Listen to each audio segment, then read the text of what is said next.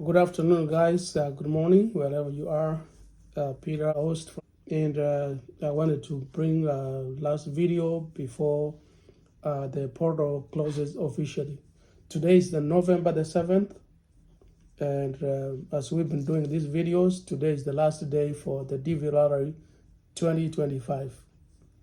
So I just wanted to make this video to go over some few things to remind you guys in case you are selected the winner. First of all, if you landed on this channel for the first time, please do consider to subscribe, share, like, and turn your notification on. Every time we upload a new video like this one, YouTube will automatically notify you. For the returning subscribers, thank you so much for your support, guys, and continue the support. I really appreciate it. And by the way, first of all, this information I'm telling you, my disclaimer is I'm not an immigration lawyer. I'm only telling you my suggestions. So in any case you want to do some of the preparations, make sure you consult a lawyer or somebody who is professionally trained to do that. So these are my suggestions, and some of them I could go wrong, but these are just my suggestions. So before you do something, make sure you do your due diligence before you make your next move. So today, I wanted to address this video closely to those guys who will be lucky enough to win the DV lottery come May, first week in May 2024. Remember, I made some videos and said keep your confirmation number, and that's the same number you're going to be using to check the status if you've been selected. Once the selection is done and completed from Kentucky Center, that's where they do the selection. Okay, now today I'm going to look at the budget on some of the things which you guys are going to be looking at before you make your way to the United States. First of all, I broke it down into different portions. The first one is the application. Some of you did not apply by yourselves. You must have taken it to somebody to apply for you. So I'm going to include that budget on this video. I'm going to use Kenya, that's where I come from, and as an example, because I know what things are being done on the ground. So for those ones who opt to use the cyber is charging about 200 shillings for the service they offer. You take your photos, passports to them, your information, and the people who work there, you tell them to instruct them to fill the green card for you, and in return they charge you 200 shillings. That's the service.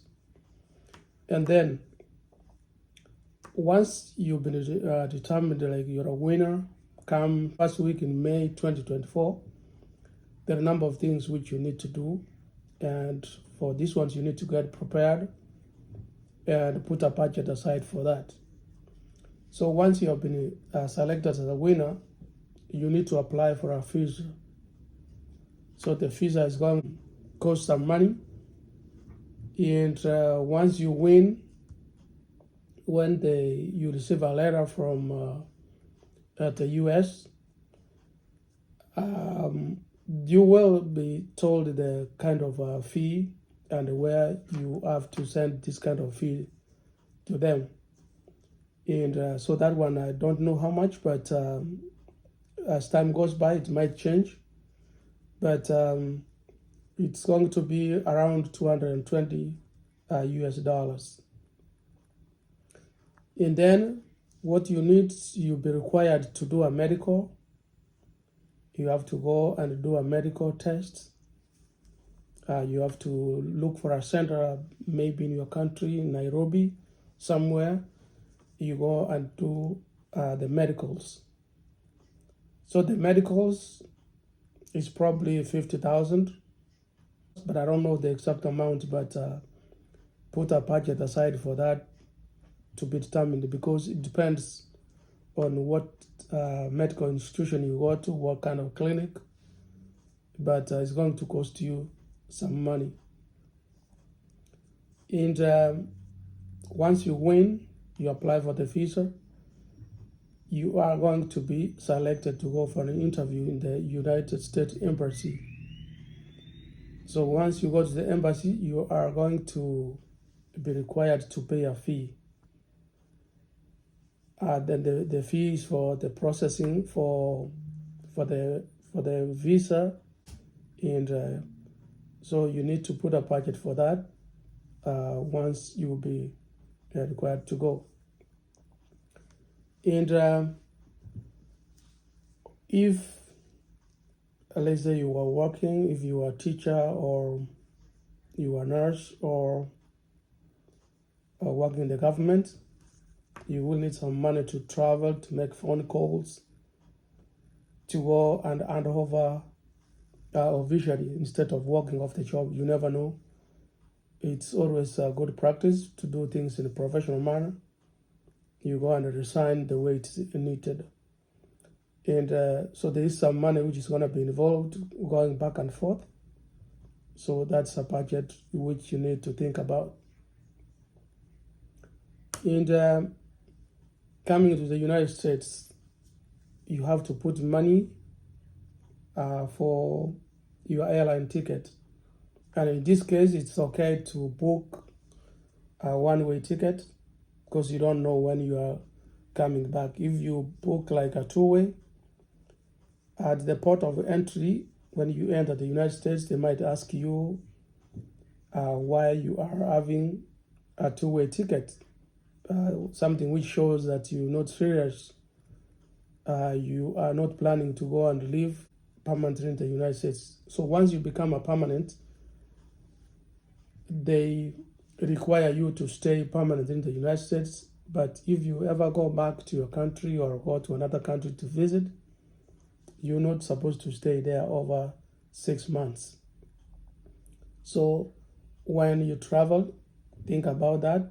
If you buy a ticket, it's advisable to buy a one-way ticket.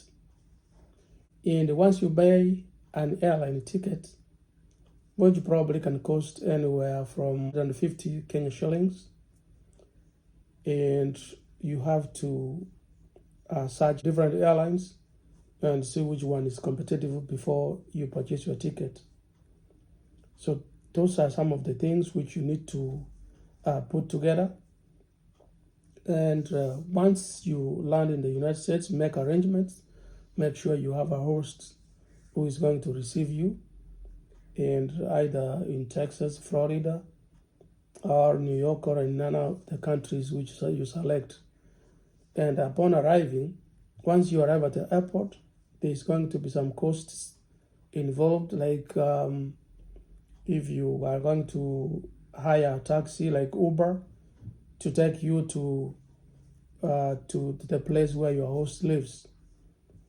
And if there's nobody who's going to pick you at the airport by the time you arrive, you need to carry some money or make arrangements. So don't just assume and get off the plane and think that you are going to meet somebody there to take you and take care of your costs. So you need to have a backup plan and save some money, which you are going to use, for example, meals in transporting yourself to the residence where your host is. And arriving in the US for the first week, you need also to make to do a backup, to have some money to spend. For example, if you want to make some phone calls to contact your family, like you have arrived safely, you may need to make phone calls, and the phone calls are not free. You have to have some form of bundles or have some form of Wi-Fi or buy a calling card to call back home and tell your people like you arrived safely. So the purpose of this video is to guide you and remind you, like before you make your way this way, get prepared and make sure that you have enough cash to spend on your way to come to the United States. So I hope you guys, this video, I don't want to make it too long, but I was trying to give you heads up, like today was the last day to apply for the DV. The portal is closed, and those ones who were not lucky enough to either fill it out, or those ones who will not be lucky to become winners, there's always next time, and I don't give up. And so I think that's pretty much what I wanted to say today. If you have a comment or you have a question, put it in the comment section, and I should be able to answer to you in a timely manner. So I wish you all the best, and don't forget to subscribe to this video, to like, share, and turn your notification on. Thanks so much. I hope you guys, I'll see you in the next video. Bye-bye.